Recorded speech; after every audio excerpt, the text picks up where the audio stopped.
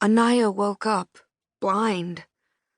With a sigh, she touched her fingertips to her eyelids, glued shut.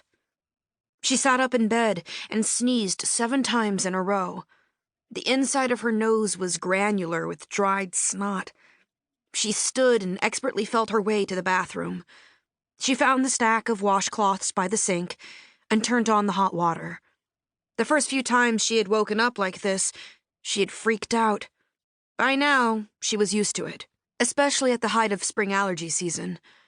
Patiently, she held the moist, warm cloth against each eyelid in turn, melting away the gunk. She slowly pried her eyes open and stared blearily into the mirror. "Where have you been all my life, you thing of beauty?" she said to her reflection. Her face was puffy around her eyes. Normally, she thought her eyes were one of her best features, but right now, they looked piggy. The end of her nose was chafed and flaky from blowing it all the time. To jazz things up just a little more, a new bouquet of pimples had blossomed across her skin. The fading echo of a headache pulsed in her skull and reminded her of last night's dream. It was one she had had many times. She'd been running really fast, and it was exhilarating, even if it did always seem to leave her with a headache. She opened the crammed medicine cabinet. Special cleansers and ointments for her acne, extra puffers for asthma, plastic vials of monster pills for her allergies. She slugged back 2. This was definitely a 2-pill day. Anaya started to wash her face, then stopped. What was she doing? She wanted to look as rough as possible. She should have left at least one eye glued shut.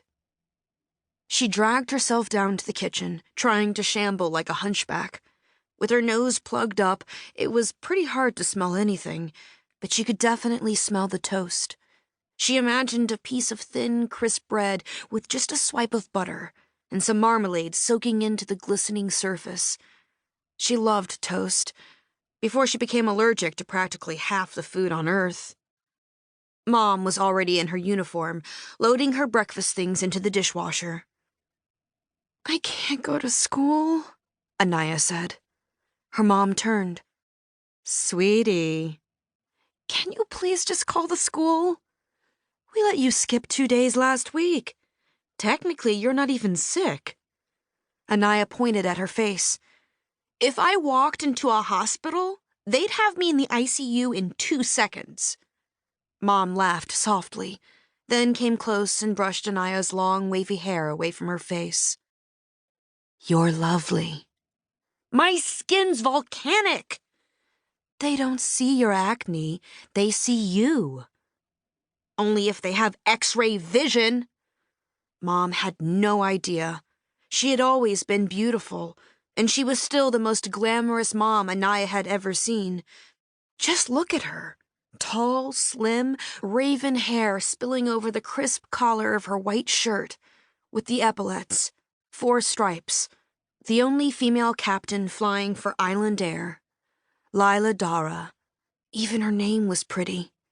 When she put on her sunglasses and bomber jacket, she made a pilot's uniform look like Paris fashion. Meanwhile, Anaya was shorter. She definitely had Dad's sturdier body type. She didn't mind that.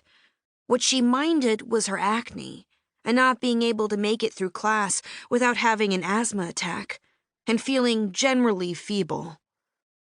"Are you using the acne cream?" Mom asked. "At night." "You're supposed to do it during the day, too." "It smells so bad." "The doctor said it was important." "So I can be hideous and gross-smelling?" "You are neither," her mom said, and gave her a hug. "If I stay home, I can work more on my history project." "Your marks couldn't get any higher, Anaya." Anaya gave a pitiful cough and wheeze. "There's gym today," she said, giving it one last kick at the can. "For gym, I will write you a note," Mom agreed. Anaya sighed in defeat. Mom was not letting her off school today. Dad, on the other hand, might.